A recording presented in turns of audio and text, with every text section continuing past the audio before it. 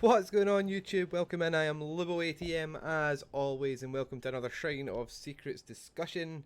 If you've not seen these videos before, this is where I take the weekly Shrine of Secrets from Dead by Daylight, go through all the perks on the shrine and let you know what's worth your hard earned shards. So it's an interesting one this week. There's a couple of good perks, a couple of so-so perks, so as always we'll go through them, give you what they do and how you can use them, and we'll start with the first one, which is a clown teachable, which is Coreophobia. So your presence installs great fear. Survivors within your terror radius have an X amount penalty to healing progress speeds. So if you're running Coreophobia on a killer that gets a lot of sort of health states, so for example like a legion, if you go around frenzy, put everyone into deep wounds, anyone within your terror radius has an increased healing time. I actually think this perk's kind of underrated. I don't think a lot of people overly run it, because I don't think it's probably good on every killer. I think you're probably going to want to use this more on killers like Legion, killers like Wraith, like people who you're going to take like a lot of health states and kind of hit and run and move between targets and stuff like that. And then as long as you can have a relatively big or a standard terror radius, then it kind of hinders their healing progress. So that you could, in theory, have this and pair it with Nurse's Calling, so that you know that you can obviously see people healing, and it's going to take them longer. So by the time you catch them or get to them, they're maybe still injured. You could run it with a perk that makes your terror radius bigger. You know, things like that, like Monitor and Abuse, for example. So you could be chasing another survivor, and your increased terror radius could be catching people in this healing space. So I think it is quite an underrated perk. I think it only works on certain killers though, in certain playstyles. So if you're not one for spreading damage and getting multiple people injured, it's probably a lot like Thanatophobia. Like if you're not getting multiple people injured, then you're probably not going to get a lot of value out of this perk. So I think it really just kind of depends on your playstyle. But if you do like to spread damage, and I said you can pair it with a couple of different things to get some extra value out of it, and obviously frustrates survivors because it increases their healing time, which nobody really wants to come up against. The second perk is Dark Devotion, which is a plague teachable. You become obsessed with one survivor. When you hit a survivor with a basic attack, it transfers your terror radius to your obsession for X amount of seconds, and it's a base terror radius of 32 meters. For the entire time that they have your terror radius, you are in the undetectable state. So I actually like this perk. I always thought of it as kind of more of a meme perk. Um, I think you can pull off a lot of things. I think it's a lot like Nemesis in that way. I think that like you're going to be in chase and getting basic attacks, so you're just getting a kind of additional benefit from doing what you're meant to be doing, a bit like Nemesis. So like you're making survivors use resources, and you're getting a benefit from that. This is very much the same. Unfortunately, it is limited to basic attacks. So again, like with Plague, with her like Corrupt Purge, with Demogorgon Shreds, like Nemesis tentacle attacks, you don't get the benefit of this. It needs to be M1, so you're probably limited to using this and getting the most amount of value with M1 killers.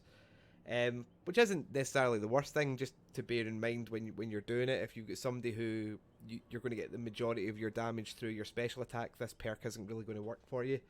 But you can pull off some fun plays. Unfortunately, it's one of those perks, kind of like Tinkerer and things like that, that once somebody knows you're running it, they know to look out for it.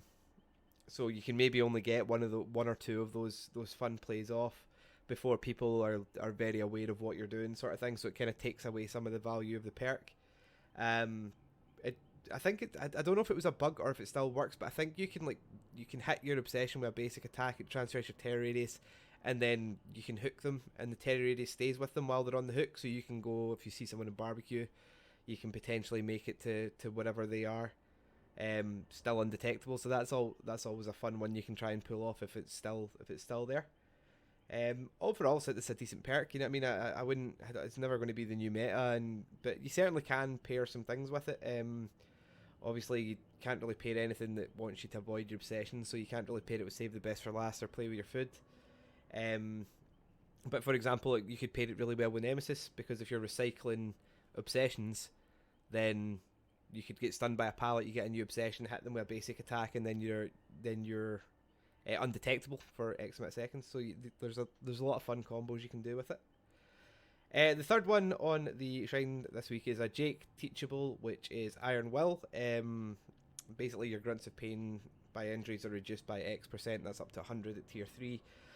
I think Iron Will's a really good perk. It's a very, very good perk. Obviously, not making any noise when you're injured is a really big deal. You can use it to set up for things like flashlight saves and all the different permutations around that, pallet saves, things like that.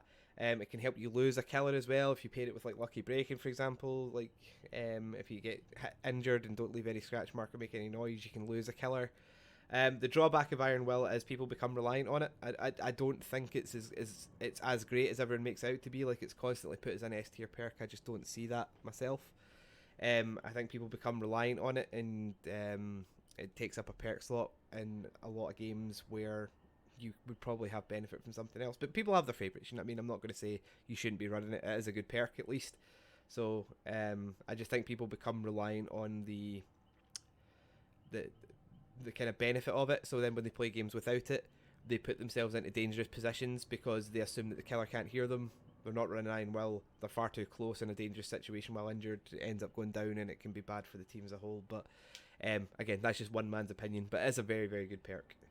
And the last one on the shrine this week is Windows of Opportunity, which basically gives you the aura of all pallets, breakable walls, vault locations within X amount of meters. It does have like a 30-second cooldown when once you've vaulted or dropped a pallet in chase.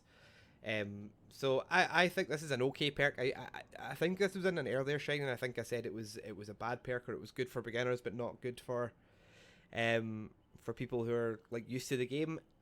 I think they're probably only saving grace. So again, I still think that stands. I think as a new player, this is very good, because if you don't know the maps, then you know where where your resources are, your pallets, your windows, all that sort of stuff. I still also think that a more experienced player will probably find this more of a hindrance because of the big yellow auras than they will a help. But probably now, from I've used it a couple of times, like over on my stream at Twitch and things like that, for user bot builds or whatever.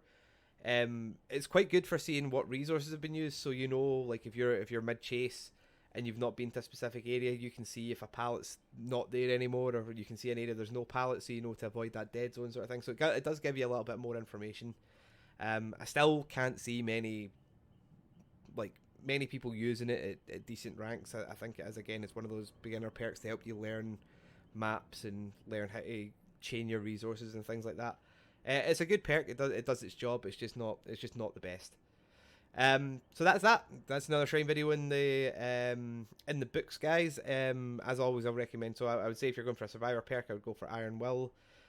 Killer one's much of a muchness. You could go either or. I don't think one's better than the other. I think they're both kind of additional, like, supplementary perks that you can put into other builds to make other builds work. I wouldn't think that either of these are going to be the star of your killer build.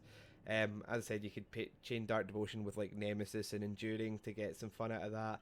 Coreophobia, you could chain together, as I said, like with something that makes your terror radius bigger, or like a Thanatophobia or something like that, just to kind of frustrate down survivors and add time to their healing. So yeah, that would be my recommendations.